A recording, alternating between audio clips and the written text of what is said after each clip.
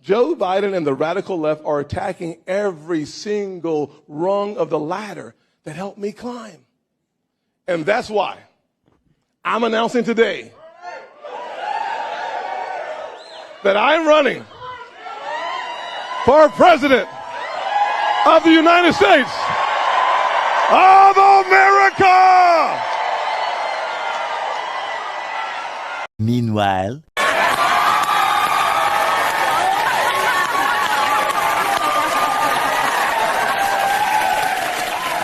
no, she's doing it. No, first I'm doing it to you. Oh, okay. Okay, let me get the hell out of the way. Well, my behind's not that big. First I'm looking at you. Okay? You and then I start to turn.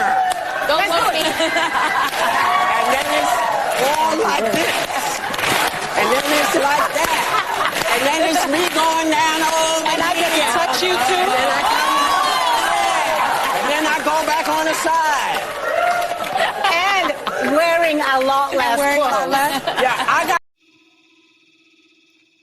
Look at what is happening on live TV. Lap dance. This is insane. Yesterday, I put a video out here pertaining to this topic. Joy Behar was not part. She recently said something that triggered a lot of people. According to this tweet, white woman Joy Behar declares that Justice Clarence Thomas and Tim Scott have no clue what it's like to be a black man in America. They believe in pulling yourself up by your bootstrap rather than understanding the racism that African Americans face in this country. The other segment today, she said this and I realized it is blowing up on the internet. And like I said, when it concerns someone that is going contrary to what they believe in, they will go against you. Even I've seen this with Whoopi Goldberg and others. Now Joy Behar is coming out to say this.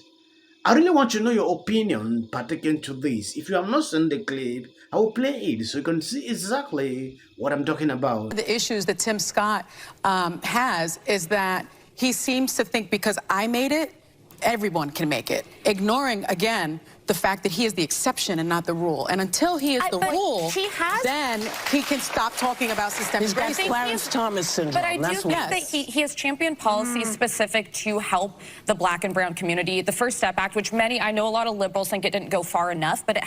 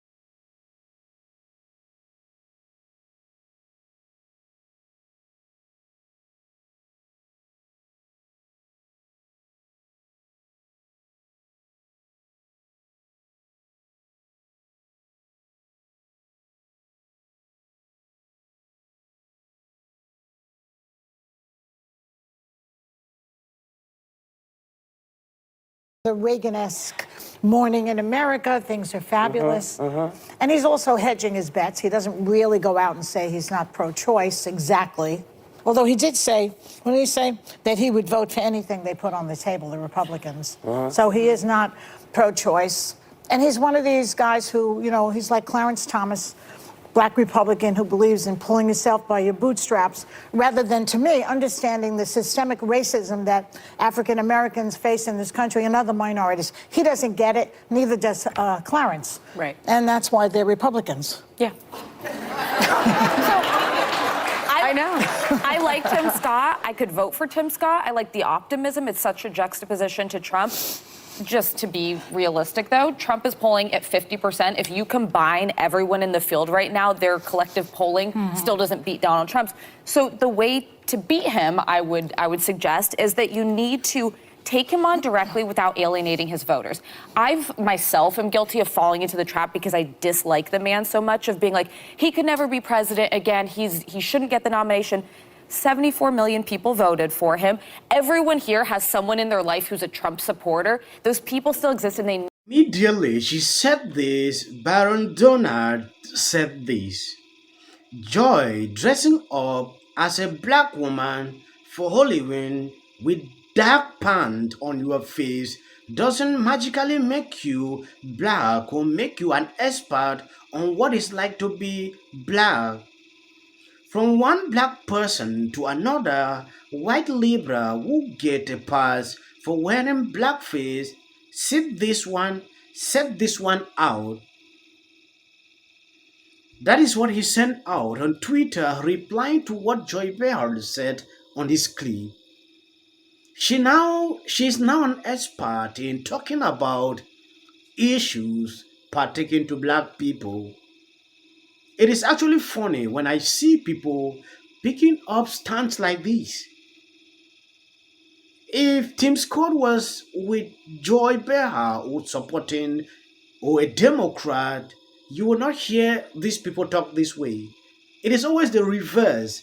When they see somebody that is coming out to, either defeat some of the ideologies, I know this is coming as a result of the first ad Tim Scott put out on this race baiting. Someone like this coming out to talk. Whoopi Goldberg spoke about this yesterday. I don't know if you've seen this. Take a look at this. Senator Tim Scott has thrown his hat into the rink. He, I guess, put out a clip, an ad, which I guess we're going to see right now, right? Yeah. Today's kids are growing up immersed in a culture where everyone's a victim. We have to start teaching the necessity of individual responsibility. If you are able-bodied, you work. If you take out a loan, you pay it back.